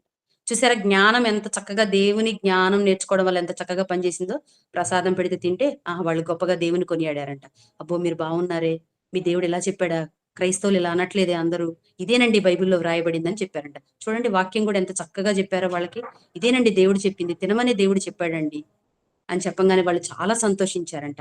అలా సంతోషిస్తే వారు దేవుని గురించి కొంచెం ఆలోచిస్తారు. ఏంటి తినమని వాళ్ళ దేవుడు చెప్పాడా? మరి వీళ్ళందరూ ఎందుకు ఇలా చేస్తున్నారు? అసలు బైబిల్‌లో ఏముందో అని ఆసక్తి వారిలో వస్తుంది. ఆసక్తి వచ్చినప్పుడు మనం చెప్పడానికి వీలు పడుతుంది. అలాగే జ్ఞానం కలిగి మనం ఉండాలి ప్రియులారా. అలా జ్ఞానం కలిగి మనం ఉంటే అనేకులను దేవుని వైపు మళ్లించొచ్చు. 1 కొరింథీ 10 అధ్యాయం 30 వచనం. 1 కొరింథీ 10 అధ్యాయం 30 వచనం. కృతజ్ఞతతో పుచ్చుకొనిన ఎడల నేను దేని నిమిత్తం కృతజ్ఞాస్తులు చెల్లించుచున్నానో దాని నిమిత్తం నేను దూషింపబడనేలా పౌలు గారు అంటున్నారండి. దేని నిమిత్తం నేను కృతజ్ఞతతో పుచ్చుకొనిన ఎడల నేను కృతజ్ఞతతో పుచ్చుకున్నా అంటే దేవుని మహిమ కొరకే చేయాలి ఏది చేసినా. నేను కృతజ్ఞత పుచ్చుకుంటే దాని నిమిత్తమే మళ్ళా నేను దూషింపబడినేలా? అంటే నువ్వు చేసేది దేనికోసం చేయాలి? దేవుని మహిమ కొరకు చేయాలి. అది అప్పుడు నువ్వు తినడం వల్ల దేవునికి మహిమొస్తదా? తినాలి. నువ్వు తినకపోవడం వల్ల దేవునికి మహిమొస్తదా? తినకూడదు. అంటే తినాలో తినకూడదో అది ఆ సమయాన్ని బట్టి, ఆ ఉండే మనుషులను బట్టి, ఆ ఉండే పరిసరాలను బట్టి నువ్వు అర్థం చేసుకోవాలి. చేసుకొని ఆహా! ఇది తింటున్నా. ఇప్పుడు దేవునికి మహిమ. ఇప్పుడు హైందవుల మధ్యలో ఉండి తింటున్నాము. వాళ్ళేమంటారు? దేవుని కొనియాడతారు. దేవునికి మహిమ. అది మన బలహీనమైన మనస్సాక్షి కలిగిన మన సహోదరుడున్నాడు. అప్పుడు తినకూడదు. అది దేవునికి మహిమే. అంటే నువ్వు తింటున్నా, తినకపోయినా అది ఎలా ఉండాలో తెలుసా? దేవుని మహిమ కొరకే చేయాలి. నువ్వు తిన్నా దేవునికే మహిమ రావాలి. నువ్వు తినకుండా విడిచిపెట్టినా దేవునికే మహిమ రావాలి. అంతకీ నీకేమన్నా అనిపిస్తుందా? అయ్యో! నేనిది తినకూడదు, ఇది అపవిత్రం అనిపిస్తుందా? దానికి కూడా చెప్పాడండి దేవుడు. మొదటి తిమోతి 4 అధ్యాయం 4, 5 వచనాలు. మొదటి తిమోతి 4 అధ్యాయం 4, 5 వచనాలు. దేవుడు సృజించిన ప్రతి వస్తువు మంచిది. కృతజ్ఞాస్తుతులు చెల్లించి పుచ్చుకొనిన ఎడల ఏది నిషేధింపదగినది కాదు. ఇందాక పేతురు పత్రికలోనే మీకు చదివించాను ఈ విషయాన్ని. దేవుడు పవిత్రంగా ఎంచిన దాన్ని నువ్వు అపవిత్రంగా ఎంచవద్దు అని పేతురు గారికి చెప్తారు దేవుడు. అలాగే దేవునికి కృతజ్ఞాస్తులు చెల్లించి తినేళ్ళ ఏది నిషేధింపదే కాదు. ఎందుకంటే అది దేవుని ప్రార్థన వల్ల, వాక్యం వల్ల అదేమవుతుంది? పవిత్రపరచబడుతుంది. అసలు మనం ఆలోచిస్తేనండి, మనం ఏది తినకుండా చావాలండి. విగ్రహాలకు బలిగా అర్పించిన వాటిని తినవద్దు అని మనం అందరూ అనుకుంటే గనక, ఏది తినకుండా మనం ఏమవ్వాలో తెలుసా? మరణం అవ్వాలి. మన రోజు రైసు, జొన్నలు, గోధుమలు ఇవన్నీ ఆడించుకొని చపాతీ చేసుకొని, అన్నం వండుకొని తింటూ ఉంటాం గదండీ! ఇవి హైందవ రైతు పండించాడా? ముస్ ముస్లిం రైతు పండించాడా? క్రైస్తవ రైతు పండించాడా? మనకు తెలుసా అండి? హైందవ రైతు పండించాడనుకోండి ఏం జేస్తాడు? మొత్తం ఇలా అర్పిస్తాడండి. మొత్తం పంటను మొత్తం ఇలా అర్పిస్తాడు దేవుడికని. ఒక విగ్రహానికో, దేనికో, ఒక చెట్టుకో, దేనికో దానికి అర్పిస్తాడండి. అప్పుడు మరి మొత్తం ఇచ్చాడు గదా! అర్పణ. మరి మనం అయి తింటున్నామా? తింటున్నాం గదా! గోధుమలు తెచ్చుకొని, జల్లించుకొని, ఆడించుకొని తింటున్నాము. వరి తెచ్చుకొని వండుకొని తింటున్నాం. అన్నిటిని మనం తింటున్నాము. ఇప్పుడు హోటల్‌కెళ్తామండి. అక్కడ కొబ్బరి చట్నీ ఏస్తాడు. ఫ్రెష్‌గా కొబ్బరికాయ కొట్టేస్తాడనుకుంటున్నారా? ఏ గుళ్ళోనో కొట్టినయి తెచ్చి చిప్పలు ఫ్రెష్‌గా కొబ్బరికాయ కొట్టాలంటే ఆళ్ళ హోటల్ నడవదండి. ఏ గుళ్ళోనో కొడతారు. ఆ కొబ్బరి చిప్పలు తెచ్చి వాటిని చట్నీలో ఏస్తాడు. చక్కగా బావుంది, బావుందని తింటాం గదండీ బయట హోటల్‌కెళ్ళినప్పుడు. ఇంకా షాపులు తెరుస్తారు. షాపులన్నీ మనం కొనుక్కొచ్చుకుంటాం. ఆళ్ళు గూడా ఇలా అర్పిస్తారండి. షాప్ పూజ చేసి మొత్తం తిప్పి ఆ సాంబ్రాణి పుల్లలవన్నీ వాళ్ళు షాప్ మొత్తానికి అర్పిస్తారు. ఈ దేవుడికి అర్పణ, అర్పణ, అర్పణ ఈరోజు బాగా అమ్ముడు పోవాలని. మరి అవి గూడా కొని తెచ్చుకుంటున్నాం కదండీ! ఇంకా దుకాణాల్లో అయితే మాంసం హలాల్ చేయంది ఇవ్వరండి. అది హైందువులైనా, ముస్లింలైనా ఎవరు షాప్ పెట్టినా ఖచ్చితంగా హలాల్ చేసే ఇస్తారండి. మరి ఏంటి వాళ్ళ దేవుడికి వాళ్ళు పూజించుకొని ఇస్తున్నారు కదా! మరి దాన్ని మనం తింటున్నాం గదా! ప్రతి దాన్ని మనం తింటూనే ఉన్నాము. ఇంక వీళ్ళు క్రైస్తవుల విగ్రహాలకు బలిగా అర్పించిన వాటిని తినకూడదండి. ఆ విగ్రహం ముందు పెట్టారండి. ఏం పెడతారండి? అన్నం తెస్తారు. అన్నం తెచ్చి దానిలో పసుపేసి, యెల్లో రైస్, లెమన్ రైస్ చేసి పెడతారు మనకి. శనగలు తెస్తారు, నానబెట్టి పెడతారు. ఏవైనా దేవుడు సృజించిన వాళ్ళేం కొత్తగా ఏమీ కనిపెట్టరు. అక్కడ పెట్టినందువల్ల ఏమవుతుంది? పెట్టారు, తీశారు. ఒక స్థానంలో పెట్టి తీశారు అంతే. వారేదో వారి విశ్వాసం వారికేదో ఉంది. ఆ విశ్వాసం తప్పని వారికి మనం తెలియజేయాలి అంటే, ముందు మనకి విశ్వాసం ఉండాలి, మనకి జ్ఞానం ఉండాలి, మనకి ప్రేముండాలి. వారికన్నా ఎక్కువ ప్రేమను మనము కనపరచాలి. క్రైస్తవులైన వారు ఈనాడు ప్రేమను కనపరిస్తే ఎలా ఉండాలో తెలుసా? ఆహా! క్రీస్తును నమ్మి, క్రీస్తును విశ్వసించిన వారు ఈ విధంగా ప్రేమను కనపరుచుతారా? ఈ విధంగా త్యాగ గుణాన్ని కలిగి ఉంటారా? అన్నట్లుగా మన ప్రవర్తన ఉండాలి ప్రియులారా. అందుకనే బయట నుంచి ఏవి అపవిత్రం కాదండి. మనం తినే ఆహార పదార్థాలు ఏమీ అపవిత్రం కాదు ప్రియులారా. లోపల నుండి వచ్చేవే. మనలో నుంచి బయలు వెళ్ళేవే. మనలోంచి బయలు వెళ్ళేవి అనేకం. జారత్వం, అసూయ, ఈర్ష్య, లోభితనం. లోభితనం అండి. ఇప్పుడు కయ్యూను అర్పణ అర్పించాడు. ఎలా అర్పించాడండి? లోభితనం. తీశాడు, ఇచ్చాడు, తీశాడు, ఇచ్చాడు. ఇవ్వనా వద్దా? ఇవ్వనా వద్దా? ఇవ్వనా వద్దా? అనుకున్నాడు. దేవుడు స్వీకరించలేదు అర్పణని. అలాంటి లోభితనం చాలా మందికుంది. దేవుడికి ఇవ్వాలా? వద్దా? ఇవ్వాలా? వద్దా? నీ మనస్సాక్షిలో నువ్వే అనుకుంటున్నావు కదా! ఇవ్వాలనుకున్నప్పుడు ఇచ్చేయాలి. నువ్వివ్వాలి అని ఒకసారి నిర్ణయించుకున్న తర్వాత అది దేవుడిదే. దేవుడికిచ్చేయాలి. దేవుడేమన్నా బలవంతం చేశాడా? ఇవ్వు, ఇవ్వు అని. లేదు నువ్వే అనుకున్నావు. అనుకున్న తర్వాత ఇచ్చేయాలి. అనుకుంటారు కొంతమందికి ఇవ్వడానికి ప్రాణం ఒప్పదండి. లోభితనం అది. ఈ లోభితనం వల్ల ఏంటి? అపవాది చేసే కుతంత్రం ఇది. అపవాది చేసే లోభితనం. ఇవన్నీ ఎక్కడి నుంచొస్తాయండి? మనలోంచే వస్తాయి. అబద్ధమాడటం. అసలెంత సులువుగా అబద్ధమాడేస్తామండి? మనలోంచే వస్తాయి. దానివల్ల అబద్ధికులు అగ్నిగుండములో చూద్దామా అది? ప్రకటన గ్రంథం 21 అధ్యాయం 8వ వచనం. పిరికివారును, అవిశ్వాసులను, అసహ్యులను, నరహంతకులను, వ్యభిచారులను, మాంత్రికులను, విగ్రహారాధికులను, అబద్ధికులందరూ అగ్నిగంధకముతో మండు గుండంలో పాలు పొందుదురు. ఇది ఆ! రెండవ మరణం. ఆ! చూసారా? అందరూ అబద్ధికులు గూడా, వ్యభిచారులు గూడా ఇవే గదండీ మనలోంచొచ్చేవి. వ్యభిచారం చేయాలన్న కోరిక మనలోంచొస్తది. నరహత్య చేయాలన్న కోరిక మనలోంచొస్తది.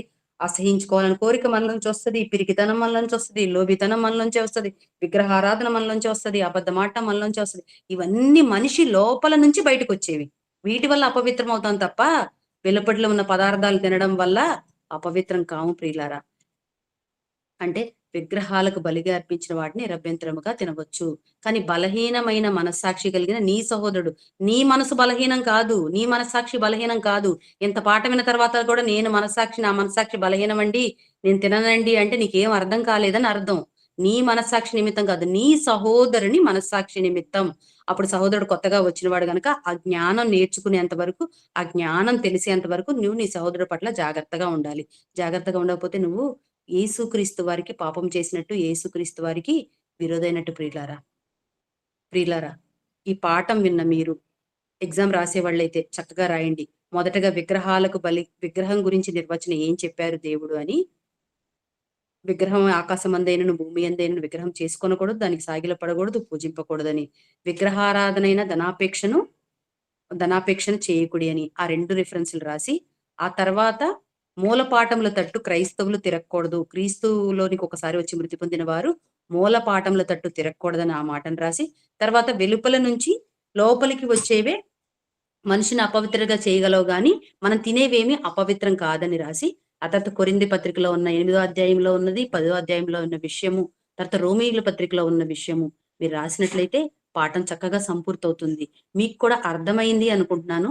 విగ్రహాలకు బలిగా అర్పించిన వాటిని తినవచ్చు. కానీ బలహీనమైన మనస్సాక్షి ఉన్న నీ సహోదరుడు ఉన్నప్పుడు అతనికి అభ్యంతరం కలగకుండా జ్ఞానము చొప్పున, ప్రేమ చొప్పున నీవు ప్రవర్తించాలి. అలా ప్రవర్తించి చిన్నగా అతన్ని క్రీస్తులోనికి రాబట్టాలి. హైందవ సోదరులు కూడా వారికి ప్రేమను కనపరుచుతూ చిన్నగా వారిని క్రీస్తులోనికి రాబట్టాలి.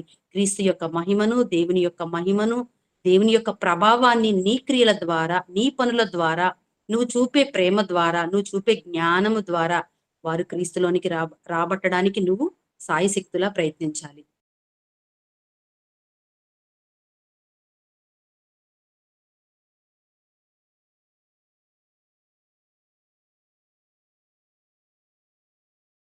నాకు ఒక డౌట్ ఉంది. ఒక మెసేజ్ చదువుతున్నాను. నాకు ఒక డౌట్ ఉంది. చెప్పండి. మేము తినకపోవడానికి గల ప్రధానమైన కారణము వాళ్ళ మీద ప్రేమ లేదని కాదు, కానీ మరి కొన్ని సార్లు చేతబడి చేసి ఉంటారేమో అని అనుకొని మేము తినడం మానేసాము. ఇది కొంత మేము జరిగింది కనుక మేము తినటం లేదు. ఇది ఎంతవరకు వాస్తవమో అది మాకు తెలియదు. మొదటి నుంచి ఈ యొక్క కారణం చేత మేము తినడం మానేసాము అని ప్రశ్న. ఈ చేతపడి అనేది దీనికి ఎటువంటి సంబంధం లేదు. విగ్రహాలకు బలిగా అర్పించిన వాటిని అంటే ఒక కోడిని తీసుకొస్తారు, దాన్ని బలిస్తారు. విగ్రహం ముందు ఒక మేకను తీసుకొస్తారు, దాన్ని బలిస్తారు. అంటే ఒక జంతువుని గాని, దేవుడు చేసిన జంతువులు, పక్షులు గాని, జంతువులు గాని, లేదంటే దేవుడు చేసిన ఆహార పదార్థాలను గాని చేస్తారు. ఈ చేతబడి అనేది ఏంటి అంటే ఆహార పదార్థాలతో భుజించడానికి చేయరు. అంటే ఇప్పుడు మందు పెట్టారని, చేతబడి చేసి ఇచ్చారని, ఇవన్నీ అవాస్తవాలు. మనం ఈ పాఠం నేర్చుకోవాలి. చేతబడులకు సంబంధించిన పాఠం ఉంటది. ఆ పాఠం గనక మనం నేర్చుకున్నట్లయితే మనకు చక్కగా వివరణ అర్థమవుతుంది. విగ్రహాలకు బలి అర్పించిన వాటిని ఏటిని బలిగా అర్పిస్తారు, అసలు చేతబడి అంటే ఎలా చేస్తారు అని. ఇప్పుడు చేతబడి చేసేవాళ్ళు అంటే మనం లోకంలో వింటున్నాయి ఏంటి అంటే ఒక వస్త్రాలతో గాని, ఒక జుట్టుతో గాని ఇలా చేతబడులు చేస్తున్నట్లుగా మనం చూస్తూ ఉన్నాము. అంటే ఈ పాఠానికి ఆ పాఠానికి అసలు సంబంధం లేదు. విగ్రహాలకు బలిగా అర్పించేవి ఓన్లీ ఆహార పదార్థాలే. మనం వెళతాము ఆహార పదార్థాలు తినడానికి. ఆహార పదార్థాలు తినడానికి మనం వెళ్ళినప్పుడు ఒక చికెన్ ఉండో, మటన్ ఉండో, లేకపోతే పులిహార చేసో, లేకపోతే పరమన్నం చేసో ఇవే పెడతారు మనకి. ఒక కూరగాయలు కట్ చేసో, ఆకుకూరలు కట్ చేసో ఇవే పెడతారు మనకి. కానీ ఇప్పుడు చేతబడి చేసే విధానం అంటే ఆహార పదార్థాలకు చేతబడి చేస్తారని నాకైతే అవగాహన లేదు వాటి మీద. ఆహార పదార్థాలకు చేతబడి చేస్తారా అని. ఎందుకంటే వస్త్రాలు ఇవన్నీ తీసుకొని చేస్తారని లోకంలో నేను విన్నాను. ఆహార పదార్థాలకి ఎవరు చెయ్యరు. ఒకవేళ దేవుడు రాయించింది ఏంటి అంటే నువ్వు అపవిత్రం అనుకుంటున్నావు కదా, వాటిని నీకు చేతబడి చేశారని నీకు సందేహం ఉంది కదా, ఏదైనా ప్రమాదం జరుగుతుందని సందేహం ఉంది కదా, దేవుని ప్రార్థన వల్ల అదేమవుతుంది, పవిత్రం అవుతుంది. అంటే అపవిత్రం అని నువ్వు అనుకుంటే నువ్వు ప్రార్థన చేసుకో, కృతజ్ఞాస్తులు చెల్లించు దేవునికి. అలా చెల్లించడం వల్ల ఏమవుతుందంటే అది పవిత్రం అవుతుంది. దేవుని మాట ఇక్కడ మనకు ముఖ్యం. దేవుడే స్వయంగా రాయించారు. నువ్వు అపవిత్రమైనదని అది ఎంచావా, నువ్వు భయపడుతున్నావా, దానికోసం నువ్వేం చేసుకోవాలో తెలుసా, ఆ ప్రార్థన చేసుకోవాలి. ప్రార్థన చేసుకుంటే అది పవిత్రం అవుతుంది. ఎప్పుడైతే క్రైస్తవులుగా మనం విశ్వసించామో క్రీస్తుని, అప్పటి నుంచి మనం తినడం మానేశాము. ఏదైనా ఒక పదార్థం తినడం మానేసిన తర్వాత దాన్ని తినాలంటే కొంచెం మనకు భయం ఉంటుంది. ఇప్పుడు మనము ఒక చికెనో, మటనో తినడం మానేసాం మన లైఫ్ టైమ్‌లో. మళ్ళీ దాన్ని తినాలంటే దాన్ని తినడం వల్ల మనకేమేదైనా ప్రమాదం జరుగుతేమో అనే సందేహం మనలో ఉంటుంది. మనం ఆరోగ్యం ఏమైనా పాడైతదేమో, మనకది పడదేమో అన్న సందేహం మనలో ఉంటుంది. ఇలాగే క్రైస్తవులైన వారు బోధనా విధానాన్ని విని, విని, విని, విని తరాలు మన తాతలు, మన ముత్తాతలు, మన తండ్రులు మనకు చెప్పింది ఏంటి అంటే తినకూడదు, తినకూడదు, తినకూడదు, తినకూడదు. అదే మనకి బలంగా నాటుకుపోయింది. కానీ బలంగా అపవాది ఎంత బలంగా మనకి విషయాన్ని నాటుకుపోయేటట్లు చేసిందో అంతే బలంగా మనం దాన్ని తిప్పికొట్టాలి. అంతే బలంగా తిప్పికొట్టాలి కాబట్టి సత్యాన్ని మనం తెలుసుకోవాలి. దేవుడు ఏం రాయించాడు అన్న విషయాన్ని తెలుసుకోవాలి. ఎక్కడ పడితే అక్కడ తినొచ్చు గదా అని చాలా మంది కొంతమంది కూడా ఏం చేస్తారంటే, తినొచ్చు గదా! నువ్వేమన్నా విగ్రహానికి బలర్పిస్తావా? నన్ను పిలువు నేనొచ్చి తింటాను అని కూడా చెప్తూ ఉంటారు. అంటే విచ్చలవిడితనంగా చేస్తూ ఉంటారు. అలా విచ్చలవిడితనం కూడా చేయకూడదు. నీకు తప్పనిసరైన నువ్వు వెళ్తావు. వెళ్ళినప్పుడు ఆ విశ్వాసి ఇంటికి నువ్వు వెళ్ళినప్పుడు అతన్ని అభ్యంతరపరచకుండా తినాలి. అదే బలహీనమైన మనస్సాక్షి ఉంటే నువ్వు తినకుండా రావాలి. ఎలా అయితే నీకు నాటుకుపోయిందో ఈ ఆచారంలాగా, పద్ధతిలాగా తినకూడదని దాన్ని నువ్వు బైబిల్ చదువుకుంటూ ఉంటే, జ్ఞానం నీకొస్తూ ఉంటే, దేవుడి దయ వల్ల నువ్వు దాన్ని అధిగమించగలుగుతారు. మనం అధిగమించగలం క్రైస్తవులుగా. ఎందుకని అది అపవాది ఎంత అబద్ధం సృష్టించి మన ఐందవ సోదరుల్ని దేవునిలో మళ్ళించకుండా మనల్ని పాడు చేస్తుందో, మనం అంతే బలంగా దాన్ని తిప్పికొట్టాలి ప్రియులారా. ఇప్పుడు విగ్రహాలు పెట్టడానికి ప్రాముఖ్యంగా మరి మన అంటే ముఖ్యంగా గణేష్ పండుగ అంటే వినాయక చవితి జరిగేటప్పుడు ఎక్కువ వినాయక చవితి జరిగేటప్పుడు చందాలు అడగడానికి వస్తారు ఇంటి దగ్గరికి. మేము వినాయకుడిని పెడుతున్నాము కాబట్టి మీరు ఇంత చందాలు ఇవ్వండి అని వస్తారు. మళ్ళీ క్రైస్తవులు ఇంటి దగ్గర కూడా వస్తారు చందాలు తీసుకోవడానికి. మరి మేము ఆ చందాలు ఇవ్వచ్చు? ఇవ్వకూడదు. ఇవ్వకూడదు. ఎందుకు ఇవ్వకూడదు అంటే, మనమేమో ఆ పూజలో పాలిభాగస్తులు కాకూడదు. మనం వారు పెట్టిన భోజన పదార్థాలను వాళ్ళు అభ్యంతరపరచకుండా తింటాం కానీ వారు చేసే పూజకి మన సహకారం ఉండకూడదు. ఎందుకు అంటే అది దేవుడు కాదు. వారు దేవుడు అని పూజిస్తున్నారు. దానికి మన సహకారులుగా నిలబడకూడదు. మనం ఇవ్వకూడదు. ఖచ్చితంగా ఇవ్వకూడదు. దాన్ని ఎలా అంటే జ్ఞానంతో దాన్ని తృణీకరించాలి. జ్ఞానంతో తృణీకరించాలి అంటే, మాకు ఇస్తే బాగుండట్లేదు, మేము ఇవ్వలేము, ఇలా ఏదో మంచితనంతో దాన్ని మనం తప్పించాలి. అంతేగాని మేము ఇవ్వం, మీరు విగ్రహాలకు బలిస్తారు, విగ్రహాలు పెడతారు, మాకు నచ్చదు, ఇదంతా మా దేవుడు వద్దన్నాడు, అలా తృణీకరించే విధంగా మనం మాట్లాడకుండా దాన్ని సున్నితంగా మనం చేసుకోవాలి. అక్క, ఇప్పుడు క్రైస్తవులు ఉన్నారు, మరి అన్యులతో వివాహం చేసుకోకూడదని ఉంది బైబిల్లో. కానీ అన్యులు వివాహం చేసుకోవచ్చా అని అడగడమే నాకు రాంగ్ అనిపించింది. బట్ స్టిల్ మీరు అడిగారు కాబట్టి అడుగుతున్నాను. అదేం తప్పులేదు. చేసుకుంటున్నారు ఈ మధ్య అన్యుల్ని. ఒక రకంగా చెప్పాలి అంటే, నేను అన్యురాలిని, ఈయన క్రైస్తవుడు, నేను అన్యురాలిని. కానీ నేను కండిషన్ పెట్టాను అనమాట పెళ్ళప్పుడు. ఏం కండిషన్ పెట్టాను అంటే, నా పూజలు నావే, నీ పూజలు నీవే, నువ్వు నన్ను బలవంతం చేయొద్దు, నేను నిన్ను బలవంతం చేయొద్దు అని చెప్పి కండిషన్ పెట్టాను. అయితే మా వారు ఏమన్నారు అంటే, నువ్వే తెలుసుకుంటావు, నువ్వే మారతావు అన్నారు. అది నాకు దేవుడు అనుగ్రహించిన కృప. 1 year లోపే, ఇంకా 9 months అయింది మ్యారేజ్ అయ్యి. 1 year లోపే మేమిద్దరం ఆ రోజు, ఆయన కూడా అప్పటికి బాప్తీషన్ తీసుకోలేదు, మేమిద్దరం ఒకే రోజు బాప్తీషన్ తీసుకున్నాము. అది దేవుని కృప దయచేస్తాడు. అంటే అన్యుల్ని చేసుకున్నా నువ్వు మలుచుకునే విధానాన్ని బట్టి ఉంటది. ఎక్కువగా సహజంగా మలుచుకోగలిగిన సమర్థత ఉన్న వాళ్ళే చేసుకుంటారు అన్యుల్ని. మలుచుకునే సమర్థత లేని వారు చేసుకోకూడదు. ఎందుకు అంటే వాళ్ళని పరిశీలించకుండా, వాళ్ళు ఏంటో తెలుసుకోకుండా చేసేసుకుంటే రేపు వారు నీకు ప్రార్థనలకు అభ్యంతరం కలిగించినప్పుడు ఇబ్బంది అవుతుంది. పెళ్ళనేది చాలా ప్రాముఖ్యమైన అంశం. ఎందుకు అంటే అందరికీ కాదు, దేవునిలో ఖచ్చితంగా బ్రతకాలి, క్రీస్తు కోసమే బ్రతకాలి, దేవుని కోసమే బ్రతికి మరణించి దేవుడుండే లోకానికి వెళ్ళాలి అని ఎవరైతే నమ్మి భూమి మీద పని చేయడానికి ఇష్టపడతారో వాళ్ళకి పెళ్లి అనేది చాలా ప్రాముఖ్యమైన విషయం. పెళ్లి వాళ్ళిద్దరితోనే కాదు, వారు వారి పిల్లల్ని పెంచాలి. వారి పిల్లలు కనీసం 2-3 తరాలకైనా వాక్యాన్ని అందించే విధంగా వారి పిల్లల్ని పెంచాలి అంటే ముందు వీరిద్దరికి సఖ్యత ఉండాలి. వీరిద్దరూ దేవుని గురించి తెలుసుకోవాలి. చేసుకోవడంలో తప్పేమీ లేదు, కానీ మార్చుకోగలిగిన సామర్థ్యం మాత్రం ఉండాలి. ఒకవేళ మార్చుకోలేకపోతే మాత్రం ఎప్పుడూ జీవితాంతం ఇబ్బంది పడుతూనే ఉండాలి.